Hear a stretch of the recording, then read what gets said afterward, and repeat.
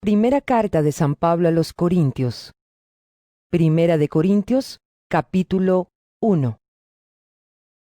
Pablo, llamado por la voluntad de Dios a ser apóstol de Cristo Jesús, y nuestro hermano Sóstenes, a la iglesia de Dios que está en Corinto, a los que han sido santificados en Cristo Jesús y llamados a ser su santo pueblo, junto con todos los que en todas partes invocan el nombre de nuestro Señor Jesucristo, Señor de ellos y de nosotros. Que Dios nuestro Padre y el Señor Jesucristo les concedan gracia y paz. Siempre doy gracias a Dios por ustedes, pues Él, en Cristo Jesús, les ha dado su gracia. unidos a Cristo, ustedes se han llenado de toda riqueza, tanto en palabra como en conocimiento. Así se ha confirmado en ustedes nuestro testimonio acerca de Cristo, de modo que no les falta ningún don espiritual mientras esperan con ansias que se manifieste nuestro Señor Jesucristo. Él los mantendrá firmes hasta el fin, para que sean irreprochables en el día de nuestro Señor Jesucristo. Fiel es Dios, quien los ha llamado a tener comunión con su Hijo Jesucristo nuestro Señor. Les suplico, hermanos, en el nombre de nuestro Señor Jesucristo, que todos vivan en armonía y que no haya divisiones entre ustedes, sino que se mantengan unidos en un mismo pensar y en un mismo propósito. Digo esto, hermanos míos, porque algunos de la familia de Cloé me han informado que hay rivalidades entre ustedes. Me refiero a que unos dicen, yo sigo a Pablo, otros afirman, yo a Apolos, otros, yo a Cefas, y otros, yo a Cristo. ¿Cómo? ¿Está dividido Cristo? ¿Acaso Pablo fue crucificado por ustedes? ¿O es que fueron bautizados en el nombre de Pablo? Gracias a Dios que no bauticé a ninguno de ustedes, excepto a Crispo y a Gayo, de modo que nadie puede decir que fue bautizado en mi nombre. Bueno, también bauticé a la familia de Estéfanas. Fuera de estos, no recuerdo haber bautizado a ningún otro, pues Cristo no me envió a bautizar sino a predicar el Evangelio, y eso sin discursos de sabiduría humana, para que la cruz de Cristo no perdiera su eficacia.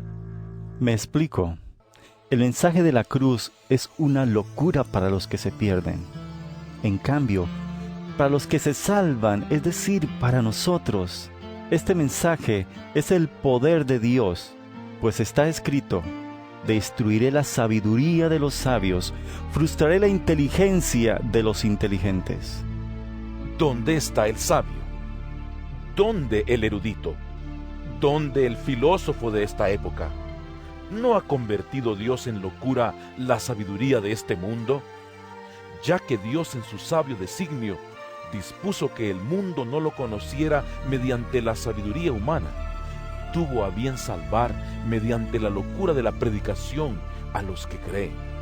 Los judíos piden señales milagrosas y los gentiles buscan sabiduría, mientras que nosotros predicamos a Cristo crucificado. Este mensaje es motivo de tropiezo para los judíos y es locura para los gentiles. Pero para los que Dios ha llamado, lo mismo judíos que gentiles, Cristo es el poder de Dios y la sabiduría de Dios. Pues la locura de Dios es más sabia que la sabiduría humana, y la debilidad de Dios es más fuerte que la fuerza humana. Hermanos, consideren su propio llamamiento. No muchos de ustedes son sabios según criterios meramente humanos, ni son muchos los poderosos, ni muchos los de noble cuna. Pero Dios escogió lo insensato del mundo para avergonzar a los sabios, y escogió lo débil del mundo para avergonzar a los poderosos. También escogió Dios lo más bajo y despreciado, y lo que no es nada, para anular lo que es, a fin de que en su presencia nadie pueda jactarse. Pero gracias a Él, ustedes están unidos a Cristo Jesús, a quien Dios ha hecho nuestra sabiduría, es decir, nuestra justificación, santificación y redención, para que, como está escrito, si alguien ha de gloriarse, que se gloríe en el Señor. Primera de Corintios, capítulo 2. Yo mismo, hermanos, cuando fui a anunciarles el testimonio de Dios, no lo hice con gran elocuencia y sabiduría. Me propuse más bien, estando entre ustedes, no saber de cosa alguna excepto de Jesucristo y de éste crucificado. Es más, me presenté ante ustedes con tanta debilidad que temblaba de miedo.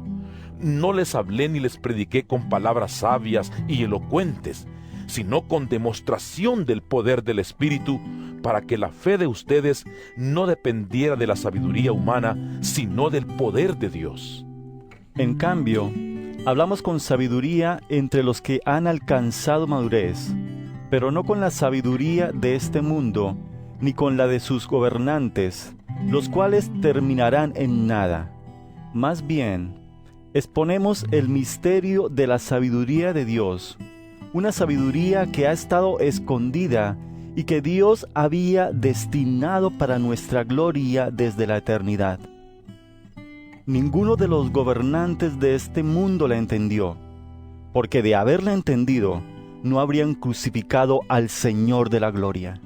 Sin embargo, como está escrito, ningún ojo ha visto, ningún oído ha escuchado, ninguna mente humana ha concebido lo que Dios ha preparado para quienes lo aman.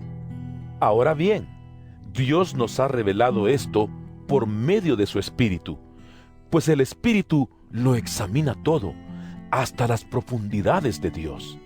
En efecto, ¿quién conoce los pensamientos del ser humano sino su propio espíritu que está en él?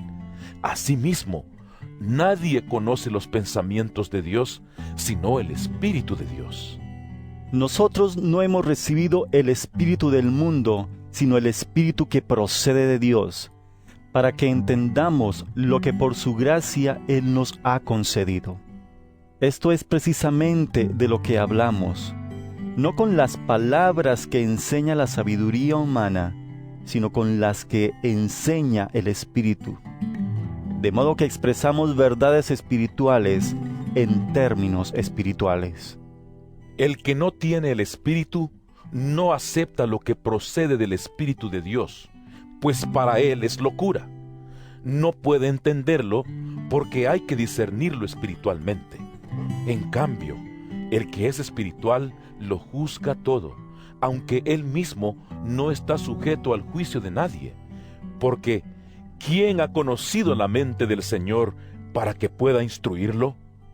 Nosotros, por nuestra parte, tenemos la mente de Cristo. Primera de Corintios, capítulo 3. Yo, hermanos, no pude dirigirme a ustedes como espirituales, sino como a inmaduros, apenas niños en Cristo. Les di leche porque no podían asimilar alimento sólido, ni pueden todavía, pues aún son inmaduros. Mientras haya entre ustedes celos y contiendas, ¿no serán inmaduros?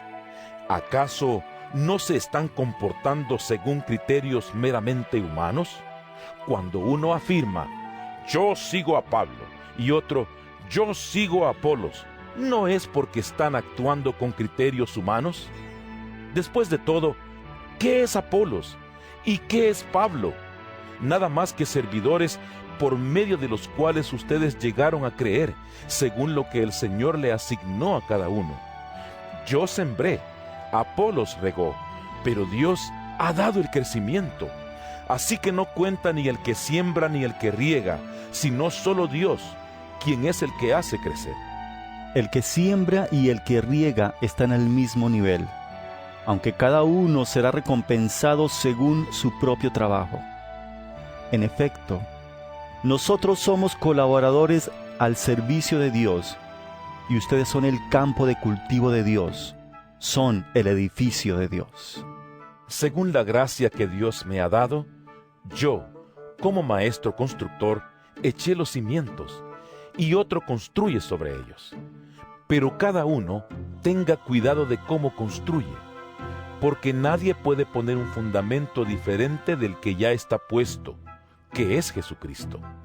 Si alguien construye sobre este fundamento, ya sea con oro, plata y piedras preciosas, o con madera, heno y paja, su obra se mostrará tal cual es, pues el día del juicio la dejará al descubierto. El fuego la dará a conocer y pondrá a prueba la calidad del trabajo de cada uno. Si lo que alguien ha construido permanece, recibirá su recompensa. Pero si su obra es consumida por las llamas, él sufrirá pérdida. Será salvo, pero como quien pasa por el fuego. ¿No saben que ustedes son templo de Dios y que el Espíritu de Dios habita en ustedes? Si alguno destruye el templo de Dios, él mismo será destruido por Dios, porque el templo de Dios es sagrado, y ustedes son ese templo. Que nadie se engañe. Si alguno de ustedes se cree sabio según las normas de esta época, hágase ignorante para así llegar a ser sabio. Porque a los ojos de Dios, la sabiduría de este mundo es locura, como está escrito. Él atrapa a los sabios en su propia astucia. Y también dice, el Señor conoce los pensamientos de los sabios y sabe que son absurdos. Por lo tanto, que nadie base su orgullo en el hombre. Al fin y al cabo, todo es de ustedes, ya sea Pablo o Apolos o Cefas o el universo o la vida o la muerte o lo presente o lo porvenir. Todo es de ustedes y ustedes son de Cristo y Cristo es de Dios. Primera de Corintios, capítulo 4. Que todos nos consideren servidores de Cristo, encargados de administrar los misterios de Dios.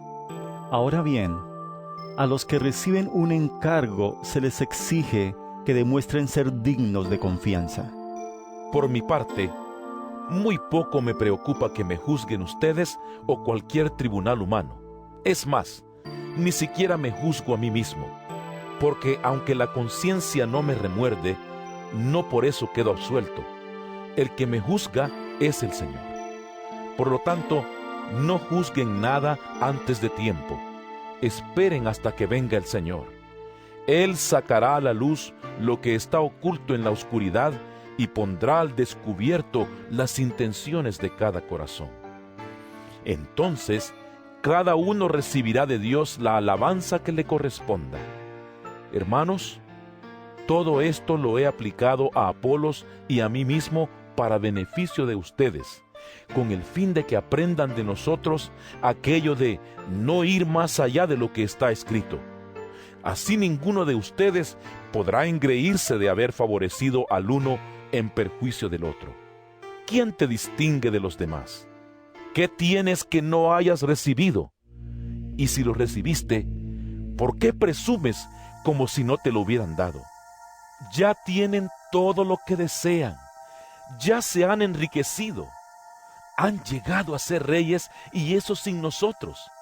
Ojalá fueran de veras reyes para que también nosotros reináramos con ustedes. Por lo que veo, a nosotros los apóstoles, Dios nos ha hecho desfilar en el último lugar, como a los sentenciados a muerte. Hemos llegado a ser un espectáculo para todo el universo, tanto para los ángeles como para los hombres. Por causa de Cristo, nosotros somos los ignorantes. Ustedes, en Cristo, son los inteligentes. Los débiles somos nosotros. Los fuertes son ustedes. A ustedes se les estima, a nosotros se nos desprecia. Hasta el momento pasamos hambre, tenemos sed, nos falta ropa, se nos maltrata, no tenemos dónde vivir. Con estas manos nos matamos trabajando. Si nos maldicen, bendecimos. Si nos persiguen, los soportamos. Si nos calumnian, los tratamos con gentileza. Se nos considera la escoria de la tierra, la basura del mundo, y así hasta el día de hoy. No les escribo esto para avergonzarlos, sino para amonestarlos, como a hijos míos amados. De hecho, aunque tuvieran ustedes miles de tutores en Cristo, padres sí que no tienen muchos, porque mediante el Evangelio yo fui el Padre que los engendró en Cristo Jesús. Por tanto, les ruego que sigan mi ejemplo. Con este propósito les envié a Timoteo, mi amado y fiel hijo en el Señor. Él les recordará mi manera de comportarme en Cristo Jesús, como enseño por todas partes y en todas las iglesias. Ahora bien, algunos de ustedes se han vuelto presuntuosos, pensando que no iré a verlos. Lo cierto es que, si Dios quiere, iré a visitarlos muy pronto, y ya veremos no solo cómo hablan, sino cuánto poder tienen esos presumidos. Porque el reino de Dios no es cuestión de palabras, sino de poder. ¿Qué prefieren? ¿Que vaya a verlos con un látigo o con amor y espíritu apacible? Primera de Corintios capítulo 5. Es ya del dominio público que hay entre ustedes un caso de inmoralidad sexual que ni siquiera entre los paganos se tolera.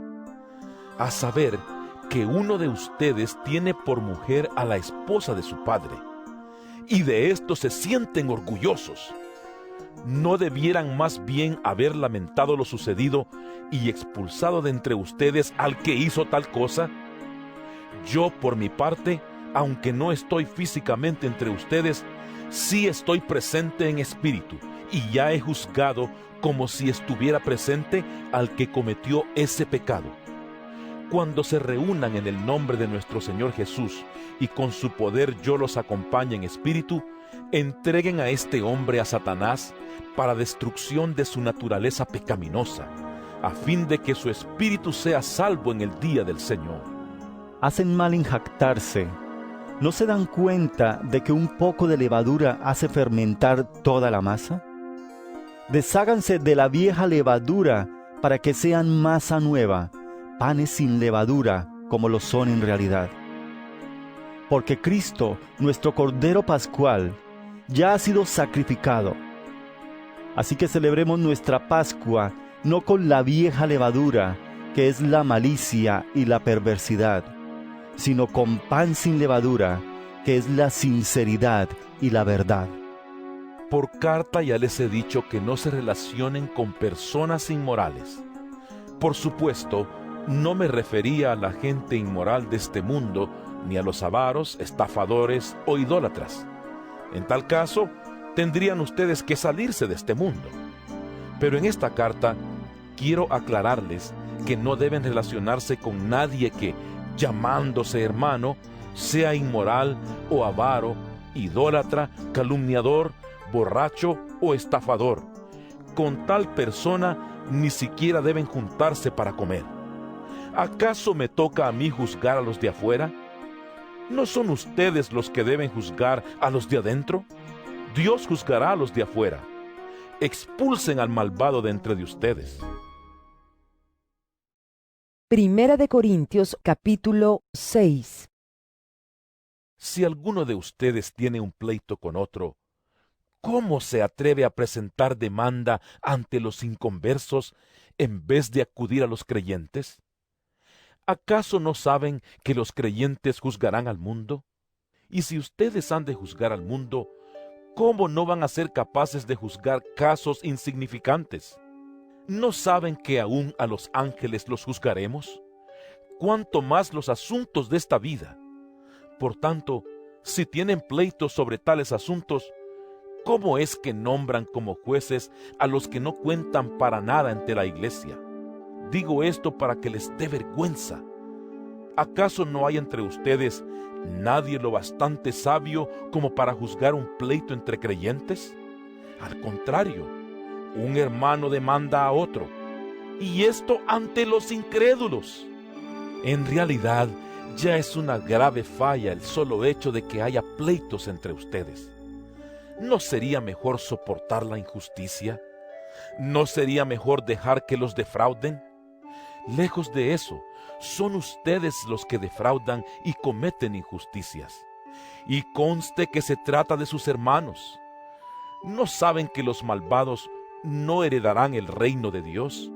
No se dejen engañar, ni los fornicarios, ni los idólatras, ni los adúlteros, ni los sodomitas, ni los pervertidos sexuales, ni los ladrones, ni los avaros, ni los borrachos, ni los calumniadores, ni los estafadores heredarán el reino de Dios. Y eso eran algunos de ustedes.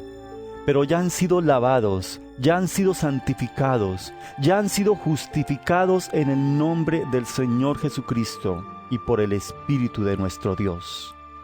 Todo me está permitido, pero no todo es para mi bien. Todo me está permitido, pero no dejaré que nada me domine. Los alimentos son para el estómago y el estómago para los alimentos. Así es, y Dios los destruirá a ambos. Pero el cuerpo no es para la inmoralidad sexual, sino para el Señor, y el Señor para el cuerpo. Con su poder, Dios resucitó al Señor y nos resucitará también a nosotros. ¿No saben que sus cuerpos son miembros de Cristo mismo? ¿Tomaré acaso los miembros de Cristo para unirlos con una prostituta? ¡Jamás! ¿No saben que el que se une a una prostituta se hace un solo cuerpo con ella? Pues la Escritura dice, los dos llegarán a ser un solo cuerpo, pero el que se une al Señor se hace uno con Él en espíritu. Huyan de la inmoralidad sexual.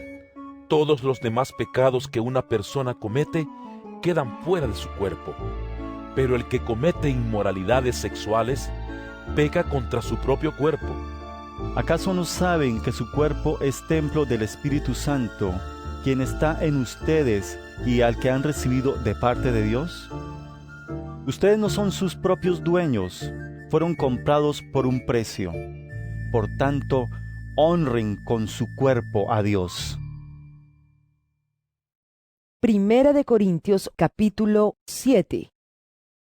Paso ahora a los asuntos que me plantearon por escrito. Es mejor no tener relaciones sexuales, pero en vista de tanta inmoralidad, cada hombre debe tener su propia esposa y cada mujer su propio esposo. El hombre debe cumplir su deber conyugal con su esposa, e igualmente la mujer con su esposo. La mujer ya no tiene derecho sobre su propio cuerpo, sino su esposo. Tampoco el hombre tiene derecho sobre su propio cuerpo, sino su esposa. No se nieguen el uno al otro, a no ser de común acuerdo, y solo por un tiempo, para dedicarse a la oración. No tarden en volver a unirse nuevamente. De lo contrario, pueden caer en tentación de Satanás por falta de dominio propio. Ahora bien, esto lo digo como una concesión y no como una orden. En realidad, preferiría que todos fueran como yo. No obstante, cada uno tiene de Dios su propio don. Este posee uno, aquel otro. A los solteros y a las viudas les digo que sería mejor que se quedaran como yo. Pero si no pueden dominarse, que se casen, porque es preferible casarse que quemarse de pasión. A los casados les doy la siguiente orden: no yo, sino el Señor, que la mujer no se separe de su esposo. Sin embargo, si se separa, que no se vuelva a casar. De lo contrario, que se reconcilie con su esposo. Asimismo, que el hombre no se divorcie de su esposa. A los demás les digo yo, no es mandamiento del Señor.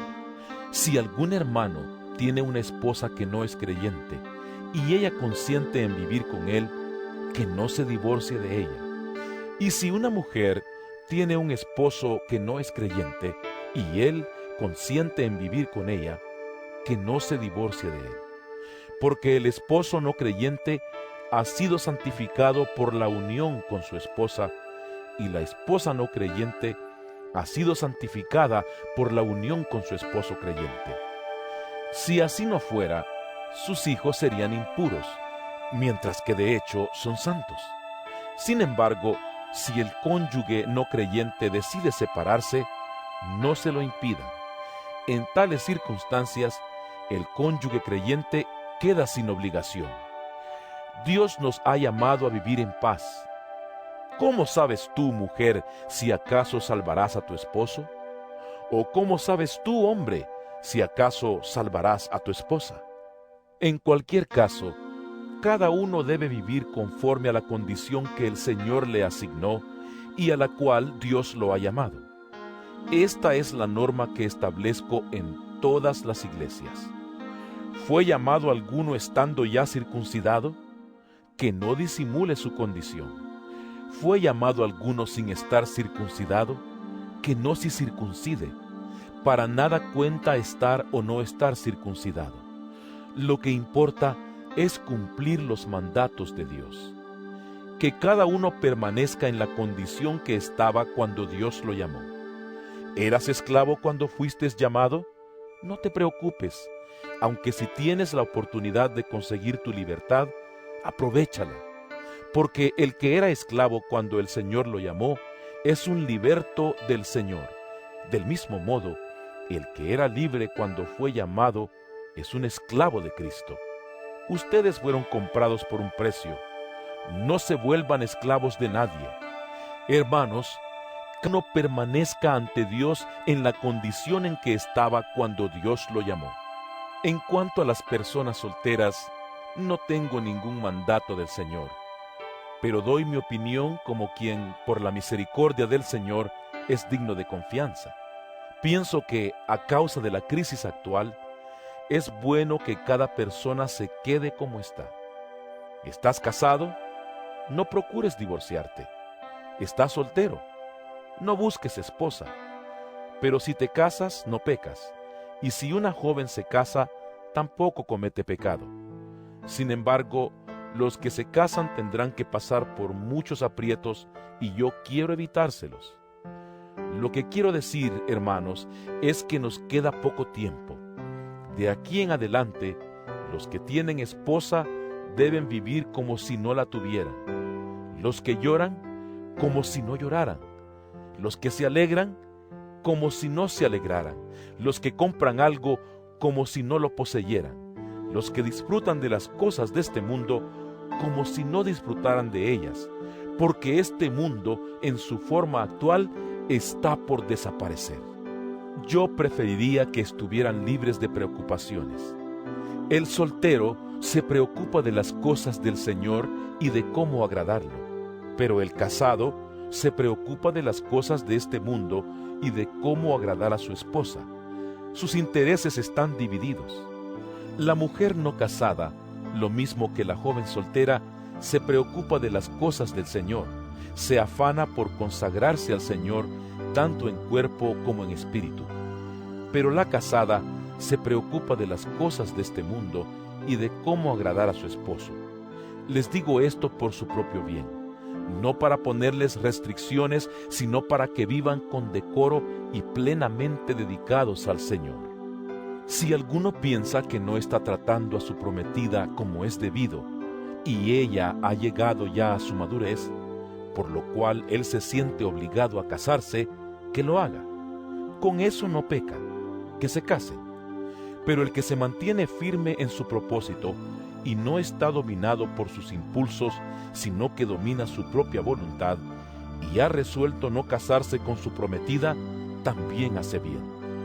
De modo que el que se casa con su prometida hace bien, pero el que no se casa hace mejor. La mujer está ligada a su esposo mientras él vive, pero si el esposo muere, ella queda libre para casarse con quien quiera, con tal de que sea en el Señor. En mi opinión, ella será más feliz si no se casa, y creo que yo también tengo el Espíritu de Dios. Primera de Corintios capítulo 8. En cuanto a lo sacrificado a los ídolos, es cierto que todos tenemos conocimiento. El conocimiento envanece, mientras que el amor edifica. El que cree que sabe algo, todavía no sabe como debiera saber. Pero el que ama a Dios es conocido por Él. De modo que, en cuanto a comer lo sacrificado a los ídolos, sabemos que un ídolo no es absolutamente nada, y que hay un solo Dios.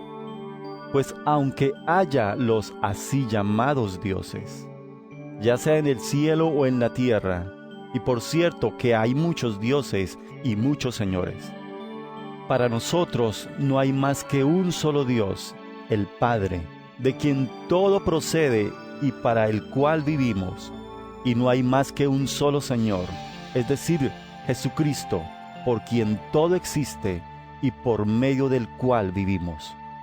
Pero no todos tienen conocimiento de esto. Algunos siguen tan acostumbrados a los ídolos que comen carne a sabiendas de que ha sido sacrificada a un ídolo, y su conciencia se contamina por ser débil. Pero lo que comemos no nos acerca a Dios. No somos mejores por comer, ni peores por no comer. Sin embargo, tengan cuidado de que su libertad no se convierta en motivo de tropiezo para los débiles. Porque si alguien de conciencia débil te ve a ti, que tienes este conocimiento, comer en el templo de un ídolo, ¿no se sentirá animado a comer lo que ha sido sacrificado a los ídolos? Entonces ese hermano débil, por quien Cristo murió, se perderá a causa de tu conocimiento. Al pecar así contra los hermanos, hiriendo su débil conciencia, pecan ustedes contra Cristo. Por lo tanto, si mi comida ocasiona la caída de mi hermano, no comeré carne jamás para no hacerlo caer en pecado. Primera de Corintios capítulo 9. ¿No soy libre? ¿No soy apóstol? ¿No he visto a Jesús nuestro Señor? ¿No son ustedes el fruto de mi trabajo en el Señor? Aunque otros no me reconozcan como apóstol, para ustedes sí lo soy, porque ustedes mismos son el sello de mi apostolado en el Señor. Esta es mi defensa contra los que me critican. ¿Acaso no tenemos derecho a comer y a beber? ¿No tenemos derecho a viajar acompañados por una esposa creyente, como hacen los demás apóstoles y Cefas y los hermanos del Señor? ¿O es que solo Bernabé y yo estamos obligados a ganarnos la vida con otros trabajos? ¿Qué soldado presta servicio militar pagándose sus propios gastos? ¿Qué agricultor planta un viñedo y no come de sus uvas? ¿Qué pastor cuida un rebaño y no toma de la leche que ordeña? No piensen que digo esto solamente desde un punto de vista humano. ¿No lo dice también la ley? Porque en la ley de Moisés está escrito: no le pongas bozal al buey mientras esté trillando. ¿Acaso se preocupa Dios por los bueyes, o lo dice más bien por nosotros? Por supuesto que lo dice por nosotros, porque cuando el labrador ara y el segador trilla, deben hacerlo con la esperanza de participar de la cosecha. Si hemos sembrado semilla espiritual entre ustedes, ¿será mucho pedir que cosechemos de ustedes lo material? Si otros tienen derecho a este sustento de parte de ustedes, ¿no lo tendremos aún más nosotros?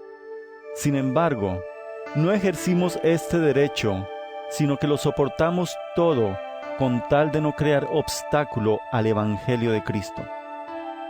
¿No saben que los que sirven en el templo reciben su alimento del templo, y que los que atienden al altar participan de lo que se ofrece en el altar? Así también el Señor ha ordenado que quienes predican el Evangelio vivan de este ministerio. Pero no me he aprovechado de ninguno de estos derechos, ni escribo de esta manera porque quiera reclamarlos. Prefiero morir a que alguien me prive de este motivo de orgullo. Sin embargo, cuando predico el Evangelio, no tengo de qué enorgullecerme, ya que estoy bajo la obligación de hacerlo. ¡Ay de mí si no predico el Evangelio! En efecto, si lo hiciera por mi propia voluntad, tendría recompensa, pero si lo hago por obligación, no hago más que cumplir la tarea que se me ha encomendado. ¿Cuál es entonces mi recompensa? Pues que al predicar el Evangelio pueda presentarlo gratuitamente sin hacer valer mi derecho. Aunque soy libre respecto a todos, de todos me he hecho esclavo para ganar a tantos como sea posible. Entre los judíos me volví judío, a fin de ganarlos a ellos. Entre los que viven bajo la ley, me volví como los que están sometidos a ella, aunque yo mismo no vivo bajo la ley, a fin de ganar a estos. Entre los que no tienen la ley, me volví como los que están sin ley, aunque no estoy libre de la ley de Dios, sino comprometido con la ley de Cristo, a fin de ganar a los que están sin ley. Entre los débiles me hice débil, a fin de ganar a los débiles. Me hice todo para todos, a fin de salvar a algunos por todos los medios posibles. Todo esto lo hago por causa del Evangelio, para participar de sus frutos. ¿No saben que en una carrera todos los corredores compiten, pero solo uno obtiene el premio? Corran pues de tal modo que lo obtengan. Todos los deportistas se entrenan con mucha disciplina. Ellos lo hacen para obtener un premio que se echa a perder. Nosotros, en cambio, por uno que dura para siempre. Así que yo no corro como quien no tiene meta. No lucho como quien da golpes al aire. Más bien, golpeo mi cuerpo y lo domino. No sea que, después de haber predicado a otros, yo mismo quede descalificado. Primera de Corintios capítulo 10. No quiero que desconozcan, hermanos, que nuestros antepasados estuvieron todos bajo la nube y que todos atravesaron el mar. Todos ellos fueron bautizados en la nube y en el mar para unirse a Moisés. Todos también comieron el mismo alimento espiritual y tomaron la misma bebida espiritual, pues bebían de la roca espiritual que los acompañaba, y la roca era Cristo. Sin embargo, la mayoría de ellos no agradaron a Dios y sus cuerpos quedaron tendidos en el desierto. Todo eso sucedió para servirnos de ejemplo, a fin de que no nos apasionemos por lo malo como lo hicieron ellos. No sean idólatras, como lo fueron algunos de ellos. Según está escrito, se sentó el pueblo a comer y a beber, y se entregó al desenfreno. No cometamos inmoralidad sexual, como algunos lo hicieron, por lo que un solo día perecieron 23,000. Tampoco pongamos a prueba al Señor, como lo hicieron algunos y murieron víctimas de las serpientes. Ni murmuren contra Dios, como lo hicieron algunos y sucumbieron a manos del ángel destructor. Todo eso les sucedió para servir de ejemplo, y quedó escrito para advertencia nuestra, pues a nosotros nos ha llegado el fin de los tiempos. Por lo tanto, si alguien piensa que está firme, tenga cuidado de no caer. Ustedes no han sufrido ninguna tentación que no sea común al género humano. Pero Dios es fiel y no permitirá que ustedes sean tentados más allá de lo que puedan aguantar. Más bien, cuando llegue la tentación, Él les dará también una salida, a fin de que puedan resistir. Por tanto, mis queridos hermanos, huyan de la idolatría. Me dirijo a personas sensatas. Juzguen ustedes mismos lo que digo. Esa copa de bendición por la cual damos gracias, ¿no significa que entramos en comunión con la sangre de Cristo? Ese pan que partimos, ¿no significa que entramos en comunión con el cuerpo de Cristo? Hay un solo pan del cual todos participamos. Por eso, aunque somos muchos, formamos un solo cuerpo. Consideren al pueblo de Israel como tal. ¿No entran en comunión con el altar los que comen de lo sacrificado? ¿Qué quiero decir con esta comparación? ¿Que el sacrificio que los gentiles ofrecen a los ídolos sea algo, o que el ídolo mismo sea algo? No, sino que cuando ellos ofrecen sacrificios, lo hacen para los demonios, no para Dios. Y no quiero que ustedes entren en comunión con los demonios. No pueden beber de la copa del Señor y también de la copa de los demonios. No pueden participar de la mesa del Señor y también de la mesa de los demonios. ¿O vamos a provocar a celos al Señor? ¿Somos acaso más fuertes que Él? Todo está permitido, pero no todo es provechoso. Todo está permitido, pero no todo es constructivo. Que nadie busque sus propios intereses, sino los del prójimo. Coman de todo lo que se vende en la carnicería, sin preguntar nada por motivos de conciencia. Porque del Señor es la tierra y todo cuanto hay en ella. Si algún incrédulo los invita a comer y ustedes aceptan la invitación, coman de todo lo que les sirvan sin preguntar nada por motivos de conciencia. Ahora bien, si alguien les dice, esto ha sido ofrecido en sacrificio a los ídolos, entonces no lo coman por consideración al que se lo mencionó y por motivos de conciencia.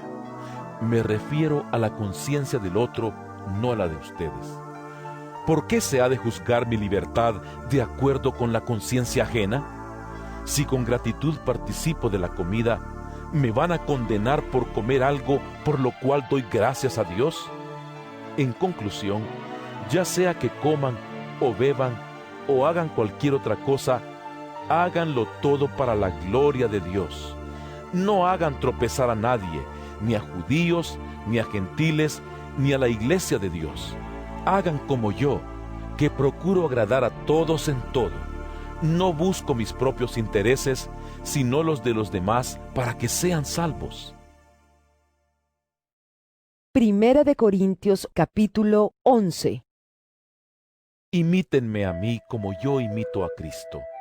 Los elogio porque se acuerdan de mí en todo y retienen las enseñanzas tal como se las transmití. Ahora bien, quiero que entiendan que Cristo es cabeza de todo hombre, mientras que el hombre es cabeza de la mujer y Dios es cabeza de Cristo. Todo hombre que ora o profetiza con la cabeza cubierta deshonra al que es su cabeza. En cambio, toda mujer que ora o profetiza con la cabeza descubierta deshonra al que es su cabeza. Es como si estuviera rasurada. Si la mujer no se cubre la cabeza, que se corte también el cabello. Pero si es vergonzoso para la mujer tener el pelo corto o la cabeza rasurada, que se la cubra. El hombre no debe cubrirse la cabeza, ya que él es imagen y gloria de Dios, mientras que la mujer es gloria del hombre. De hecho, el hombre no procede de la mujer, sino la mujer del hombre. Ni tampoco fue creado el hombre a causa de la mujer, sino la mujer a causa del hombre. Por esta razón y a causa de los ángeles, la mujer debe llevar sobre la cabeza señal de autoridad. Sin embargo, en el Señor, ni la mujer existe aparte del hombre, ni el hombre aparte de la mujer. Porque así como la mujer procede del hombre, también el hombre nace de la mujer. Pero todo proviene de Dios. Juzguen ustedes mismos. ¿Es apropiado que la mujer ore a Dios sin cubrirse la cabeza? ¿No les enseña el mismo orden natural de las cosas que es una vergüenza para el hombre dejarse crecer el cabello, mientras que es una gloria para la mujer llevar cabello largo? Es que a ella se le ha dado su cabellera como velo. Si alguien insiste en discutir este asunto, tenga en cuenta que nosotros no tenemos otra costumbre, ni tampoco las iglesias de Dios. Al darles las siguientes instrucciones, no puedo elogiarlos, ya que sus reuniones traen más perjuicio que beneficio. En primer lugar, oigo decir que cuando se reúnen como iglesia, hay divisiones entre ustedes, y hasta cierto punto lo creo. Sin duda, tiene que haber grupos sectarios entre ustedes para que se demuestre quiénes cuentan con la aprobación de Dios. De hecho, cuando se reúnen, ya no es para comer la cena del Señor, porque cada uno se adelanta a comer su propia cena, de manera que unos se quedan con hambre mientras otros se emborrachan. ¿Acaso no tienen casas donde comer y beber? ¿O es que menosprecian a la iglesia de Dios y quieren avergonzar a los que no tienen nada? ¿Qué les diré? ¿Voy a elogiarlos por esto? ¡Claro que no! Yo recibí del Señor lo mismo que les transmití a ustedes, que el Señor Jesús, la noche en que fue traicionado, tomó pan, y después de dar gracias, lo partió y dijo: Este pan es mi cuerpo, que por ustedes entrego. Hagan esto en memoria de mí. De la misma manera, después de cenar, tomó la copa y dijo: Esta copa es el nuevo pacto en mi sangre. Hagan esto cada vez que beban de ella en memoria de mí. Porque cada vez que comen este pan y beben de esta copa, proclaman la muerte del Señor hasta que Él venga. Por lo tanto, cualquiera que coma el pan o beba de la copa del Señor de manera indigna, será culpable de pecar contra el cuerpo y la sangre del Señor. Así que cada uno debe examinarse a sí mismo antes de comer el pan y beber de la copa. Porque el que come y bebe sin discernir el cuerpo, come y bebe su propia condena. Por eso hay entre ustedes muchos débiles y enfermos, e incluso varios han muerto. Si nos examináramos a nosotros mismos, no se nos juzgaría. Pero si nos juzga el Señor, nos disciplina para que no seamos condenados con el mundo. Así que, hermanos míos, cuando se reúnan para comer, espérense unos a otros. Si alguno tiene hambre, que come en su casa, para que las reuniones de ustedes no resulten dignas de condenación. Los demás asuntos los arreglaré cuando los visite. Primera de Corintios capítulo 12. En cuanto a los dones espirituales, hermanos, quiero que entiendan bien este asunto. Ustedes saben que cuando eran paganos, se dejaban arrastrar hacia los ídolos mudos. Por eso les advierto que nadie que esté hablando por el Espíritu de Dios puede maldecir a Jesús, ni nadie puede decir: Jesús es el Señor, sino por el Espíritu Santo. Ahora bien, hay diversos dones, pero un mismo Espíritu. Hay diversas maneras de servir, pero un mismo Señor. Hay diversas funciones, pero es un mismo Dios el que hace todas las cosas en todos. A cada uno se le da una manifestación especial del Espíritu para el bien de los demás. A unos, Dios les da por el Espíritu palabra de sabiduría. A otros, por el mismo Espíritu, palabra de conocimiento. A otros, fe por medio del mismo Espíritu. A otros, y por ese mismo Espíritu, dones para sanar enfermos. A otros, poderes milagrosos. A otros, profecía. A otros, el discernir espíritus. A otros, el hablar en diversas lenguas. Y a otros, el interpretar lenguas. Todo esto lo hace un mismo y único Espíritu, quien reparte a cada uno según Él lo determina. De hecho, aunque el cuerpo es uno solo, tiene muchos miembros, y todos los miembros, no obstante ser muchos, forman un solo cuerpo. Así sucede con Cristo. Todos fuimos bautizados por un solo Espíritu para constituir un solo cuerpo, ya seamos judíos o gentiles, esclavos o libres, y a todos se nos dio a beber de un mismo Espíritu. Ahora bien, el cuerpo no consta de un solo miembro, sino de muchos. Si el pie dijera: como no soy mano, no soy del cuerpo, no por eso dejaría ser parte del cuerpo. Y si la oreja dijera: como no soy ojo, no soy del cuerpo, no por eso dejaría de ser parte del cuerpo. Si todo el cuerpo fuera ojo, ¿qué sería del oído? Si todo el cuerpo fuera oído, ¿qué sería del olfato? En realidad, Dios colocó cada miembro del cuerpo como mejor le pareció. Si todos ellos fueran un solo miembro, ¿qué sería del cuerpo? Lo cierto es que hay muchos miembros, pero el cuerpo es uno solo. El ojo no puede decirle a la mano: no te necesito, ni puede la cabeza decirles a los pies: no los necesito. Al contrario, los miembros del cuerpo que parecen más débiles son indispensables, y a los que nos parecen menos honrosos los tratamos con honra especial. y se les trata con especial modestia a los miembros que nos parecen menos presentables, mientras que los más presentables no requieren trato especial. Así Dios ha dispuesto los miembros de nuestro cuerpo, dando mayor honra a los que menos tenían, a fin de que no haya división en el cuerpo, sino que sus miembros se preocupen por igual unos por otros.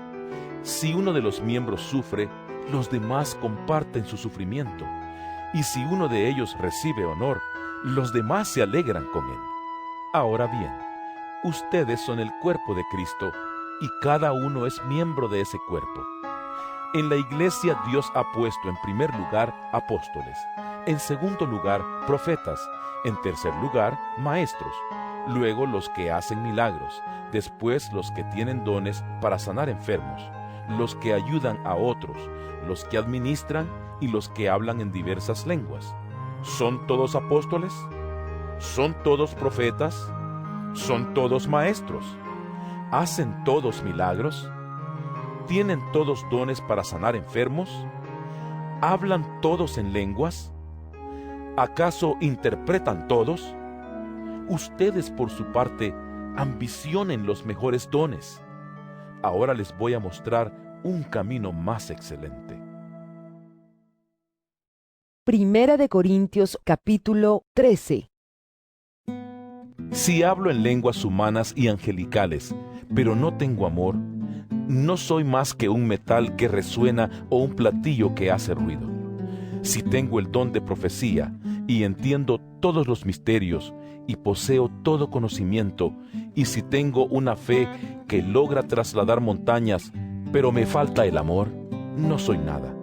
Si reparto entre los pobres todo lo que poseo, y si entrego mi cuerpo para que lo consuman las llamas, pero no tengo amor, nada gano con eso. El amor es paciente, es bondadoso. El amor no es envidioso ni jactancioso, ni orgulloso. No se comporta con rudeza, no es egoísta, no se enoja fácilmente, no guarda rencor. El amor no se deleita en la maldad, sino que se regocija con la verdad. Todo lo disculpa, todo lo cree, todo lo espera, todo lo soporta. El amor jamás se extingue, mientras que el don de profecía cesará. El de lengua será silenciado y el de conocimiento desaparecerá, porque conocemos y profetizamos de manera imperfecta, pero cuando llegue lo perfecto, lo imperfecto desaparecerá. Cuando yo era niño, hablaba como niño, pensaba como niño, razonaba como niño. Cuando llegué a ser adulto, dejé atrás las cosas de niño. Ahora vemos de manera indirecta y velada, como en un espejo, pero entonces veremos cara a cara. Ahora conozco de manera imperfecta, pero entonces conoceré tal y como soy conocido. Ahora pues, permanecen estas tres virtudes: la fe, la esperanza y el amor. Pero la más excelente de ellas es el amor. Primera de Corintios capítulo 14. Empéñense en seguir el amor y ambicionen los dones espirituales, sobre todo el de profecía, porque el que habla en lenguas no habla a los demás sino a Dios. En realidad, nadie le entiende lo que dice, pues habla misterios por el Espíritu. En cambio, el que profetiza habla a los demás para edificarlos, animarlos y consolarlos. El que habla en lenguas se edifica a sí mismo. En cambio, el que profetiza edifica a la iglesia. Yo quisiera que todos ustedes hablaran en lenguas, pero mucho más que profetizaran. El que profetiza aventaja al que habla en lenguas, a menos que éste también interprete para que la iglesia reciba edificación. Hermanos, si ahora fuera a visitarlos y les hablara en lenguas, ¿de qué les serviría a menos que les presentara alguna revelación, conocimiento, profecía o enseñanza? Aún en el caso de los instrumentos musicales, tales como la flauta o el arpa, ¿cómo se reconocerá lo que tocan si no dan distintamente sus sonidos? Y si la trompeta no da un toque claro, ¿quién se va a preparar para la batalla? Así sucede con ustedes, a menos que su lengua pronuncie palabras comprensibles. ¿Cómo se sabrá lo que dicen? ¿Cómo será si hablaran al aire? Será como si hablaran al aire. ¿Quién sabe cuántos idiomas hay en el mundo y ninguno carece de sentido? Pero si no capto el sentido de lo que alguien dice, seré como un extranjero para el que me habla, y él lo será para mí. Por eso ustedes, ya que tanto ambicionan dones espirituales, procuren que éstos abunden para la edificación de la iglesia. Por esta razón, el que habla en lenguas, pida en oración el don de interpretar lo que diga. Porque si yo oro en lenguas, mi espíritu ora, pero mi entendimiento no se beneficia en nada. ¿Qué debo hacer entonces? Pues orar con el espíritu, pero también con el entendimiento, cantar con el espíritu, pero también con el entendimiento. De otra manera, si alabas a Dios con el espíritu, ¿cómo puede quien no es instruido decir amén a tu acción de gracias, puesto que no entiende lo que dices? En ese caso, tu acción de gracias es admirable, pero no edifica al otro. Doy gracias a Dios porque hablo en lenguas más que todos ustedes. Sin embargo, en la iglesia prefiero emplear 5 palabras comprensibles y que me sirvan para instruir a los demás que 10,000 palabras en lenguas. Hermanos, no sean niños en su modo de pensar. Sean niños en cuanto a la malicia, pero adultos en su modo de pensar.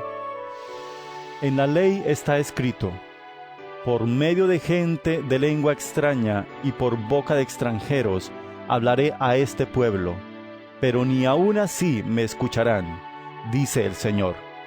De modo que el hablar en lenguas es una señal, no para los creyentes, sino para los incrédulos. En cambio, la profecía no es señal para los incrédulos, sino para los creyentes. Así que, si toda la iglesia se reúne y todos hablan en lenguas, y entran algunos que no entienden o no creen, ¿no dirán que ustedes están locos? Pero si uno que no cree o uno que no entiende entra cuando todos están profetizando, se sentirá reprendido y juzgado por todos, y los secretos de su corazón quedarán al descubierto.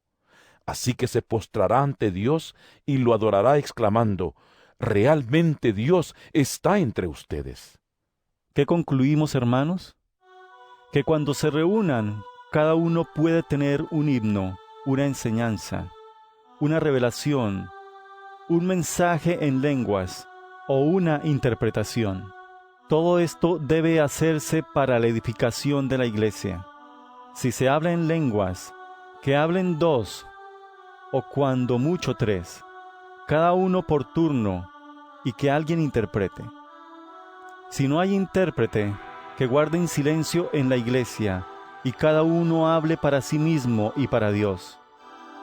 En cuanto a los profetas, que hablen 2 o 3, y que los demás examinen con cuidado lo dicho. Si alguien que está sentado recibe una revelación, el que esté hablando ceda la palabra. Así todos pueden profetizar por turno, para que todos reciban instrucción y aliento. El don de profecía está bajo el control de los profetas. Porque Dios no es un Dios de desorden, sino de paz. Como es costumbre en las congregaciones de los creyentes, guarden las mujeres silencio en la iglesia, pues no les está permitido hablar. Que estén sumisas como lo establece la ley. Si quieren saber algo, que se lo pregunten en casa a sus esposos, porque no está bien visto que una mujer hable en la iglesia. ¿Acaso la palabra de Dios procedió de ustedes? ¿O son ustedes los únicos que la han recibido? Si alguno se cree profeta o espiritual, reconozca que esto que les escribo es mandato del Señor. Si no lo reconoce, tampoco él será reconocido. Así que, hermanos míos, ambicionen el don de profetizar y no prohíban que se hable en lenguas, pero todo debe hacerse de una manera apropiada y con orden. Primera de Corintios capítulo 15. Ahora, hermanos, quiero recordarles el Evangelio que les prediqué, el mismo que recibieron, en el cual se mantienen firmes. Mediante este Evangelio son salvos, si se aferran a la palabra que les prediqué. De otro modo, habrán creído en vano. Porque ante todo, les transmití a ustedes lo que yo mismo recibí, que Cristo murió por nuestros pecados según las Escrituras, que fue sepultado, que resucitó al tercer día según las Escrituras, y que se apareció a Cefas y luego a los 12. Después se apareció a más de 500 hermanos a la vez, la mayoría de los cuales vive todavía, aunque algunos han muerto. Luego se apareció a Jacobo, más tarde a todos los apóstoles, y por último, como a uno nacido fuera de tiempo, se me apareció también a mí. Admito que yo soy el más insignificante de los apóstoles y que ni siquiera merezco ser llamado apóstol, porque perseguía la iglesia de Dios. Pero por la gracia de Dios soy lo que soy, y la gracia que Él me concedió no fue infructuosa. Al contrario, he trabajado con más tesón que todos ellos, aunque no yo, sino la gracia de Dios que está conmigo. En fin, ya sea que se trate de mí o de ellos, esto es lo que predicamos y esto es lo que ustedes han creído. Ahora bien, si se predica que Cristo ha sido levantado de entre los muertos, ¿cómo dicen algunos de ustedes que no hay resurrección? Si no hay resurrección, entonces ni siquiera Cristo ha resucitado. Y si Cristo no ha resucitado, nuestra predicación no sirve para nada, como tampoco la fe de ustedes. Aún más, resultaríamos falsos testigos de Dios por haber testificado que Dios resucitó a Cristo, lo cual no habría sucedido si en verdad los muertos no resucitan. Porque si los muertos no resucitan, tampoco Cristo ha resucitado. Y si Cristo no ha resucitado, la fe de ustedes es ilusoria y todavía están en sus pecados. En ese caso, también están perdidos los que murieron en Cristo. Si la esperanza que tenemos en Cristo fuera solo para esta vida, seríamos los más desdichados de todos los mortales. Lo cierto es que Cristo ha sido levantado de entre los muertos como primicias de los que murieron. De hecho, ya que la muerte vino por medio de un hombre, también por medio de un hombre viene la resurrección de los muertos. Pues así como en Adán todos mueren, también en Cristo todos volverán a vivir, pero cada uno en su debido orden. Cristo, las primicias, después, cuando Él venga, los que le pertenecen. Entonces vendrá el fin, cuando Él entregue el reino a Dios el Padre, luego de destruir todo dominio, autoridad y poder. Porque es necesario que Cristo reine hasta poner a todos sus enemigos debajo de sus pies. El último enemigo que será destruido es la muerte, pues Dios ha sometido todo a su dominio. Al decir que todo ha quedado sometido a su dominio, es claro que no se incluye a Dios mismo, quien todo lo sometió a Cristo. Y cuando todo le sea sometido, entonces el Hijo mismo se someterá a aquel que le sometió todo, para que Dios sea todo en todos. Si no hay resurrección, ¿qué sacan los que se bautizan por los muertos? Si en definitiva los muertos no resucitan, ¿por qué se bautizan por ellos? Y nosotros, ¿por qué nos exponemos al peligro a todas horas? Que cada día muero, hermanos, es tan cierto como el orgullo que siento por ustedes en Cristo Jesús nuestro Señor. ¿Qué he ganado si solo por motivos humanos en Éfeso luché contra las fieras? Si los muertos no resucitan, comamos y bebamos, que mañana moriremos. No se dejen engañar. Las malas compañías corrompen las buenas costumbres. Vuelvan a su sano juicio como conviene y dejen de pecar. En efecto, hay algunos de ustedes que no tienen conocimiento de Dios. Para vergüenza de ustedes lo digo. Tal vez alguien pregunte, ¿cómo resucitarán los muertos? ¿Con qué clase de cuerpo vendrán? ¡Qué tontería! Lo que tú siembras no cobra vida a menos que muera. No plantas el cuerpo que luego ha de nacer, sino que siembras una simple semilla de trigo o de otro grano. Pero Dios le da el cuerpo que quiso darle, y a cada clase de semilla le da un cuerpo propio. No todos los cuerpos son iguales. Hay cuerpos humanos, también los hay de animales terrestres, de aves y de peces. Asimismo, hay cuerpos celestes y cuerpos terrestres. Pero el esplendor de los cuerpos celestes es uno, y el de los cuerpos terrestres es otro. Uno es el esplendor del sol, otro el de la luna y otro el de las estrellas. Cada estrella tiene su propio brillo. Así sucederá también con la resurrección de los muertos. Lo que se siembra en corrupción, resucita en incorrupción. Lo que se siembra en oprobio, resucita en gloria. Lo que se siembra en debilidad, resucita en poder. Se siembra un cuerpo natural, resucita un cuerpo espiritual. Si hay un cuerpo natural, también hay un cuerpo espiritual. Así está escrito. El primer hombre, Adán, se convirtió en un ser viviente.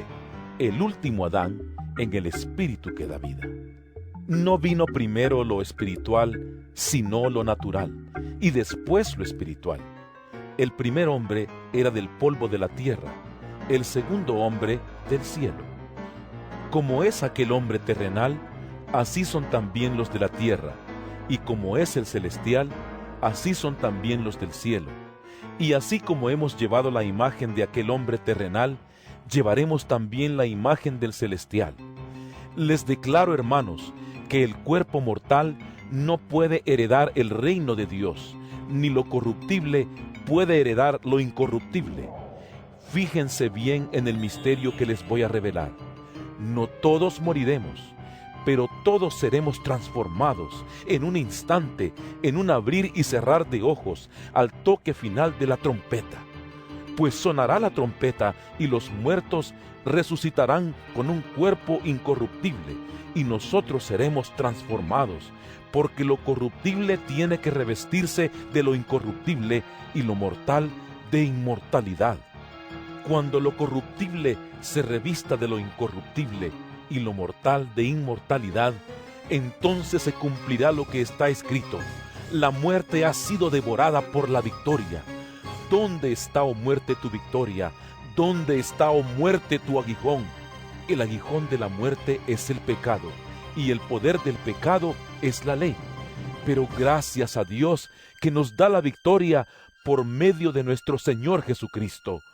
Por lo tanto, mis queridos hermanos, manténganse firmes e inconmovibles, progresando siempre en la obra del Señor, conscientes de que su trabajo en el Señor no es en vano. Primera de Corintios capítulo 16. En cuanto a la colecta para los creyentes, sigan las instrucciones que di a las iglesias de Galacia. El primer día de la semana, cada uno de ustedes aparte y guarde algún dinero conforme a sus ingresos, para que no se tengan que hacer colectas cuando yo vaya. Luego, cuando llegue, daré cartas de presentación a los que ustedes hayan aprobado y los enviaré a Jerusalén con los donativos que hayan recogido. Si conviene que yo también vaya, iremos juntos. Después de pasar por Macedonia, pues tengo que atravesar esa región, iré a verlos. Es posible que me quede con ustedes algún tiempo y tal vez pase allí el invierno para que me ayuden a seguir el viaje a donde quiera que vaya. Esta vez no quiero verlos solo de paso, más bien espero permanecer algún tiempo con ustedes, si el Señor así lo permite. Pero me quedaré en Éfeso hasta Pentecostés, porque se me ha presentado una gran oportunidad para un trabajo eficaz, a pesar de que hay muchos en mi contra. Si llega Timoteo, procuren que se sienta cómodo entre ustedes, porque él trabaja como yo en la obra del Señor. Por tanto, que nadie lo menosprecie. Ayúdenlo a seguir su viaje en paz para que pueda volver a reunirse conmigo, pues estoy esperándolo junto con los hermanos. En cuanto a nuestro hermano Apolos, le rogué encarecidamente que, en compañía de otros hermanos, les hiciera una visita. No quiso de ninguna manera ir ahora, pero lo hará cuando se le presente la oportunidad. Manténganse alerta, permanezcan firmes en la fe, sean valientes y fuertes, hagan todo con amor. Bien saben que los de la familia de Estéfanas fueron los primeros convertidos de Acaya, y que se han dedicado a servir a los creyentes. Les recomiendo, hermanos, que se pongan a disposición de aquellos y de todo el que colabore en este arduo trabajo. Me alegré cuando llegaron Estéfanas, Fortunato y Acaico, porque ellos han suplido lo que ustedes no podían darme, ya que han tranquilizado mi espíritu y también el de ustedes. Tales personas merecen que se les exprese reconocimiento.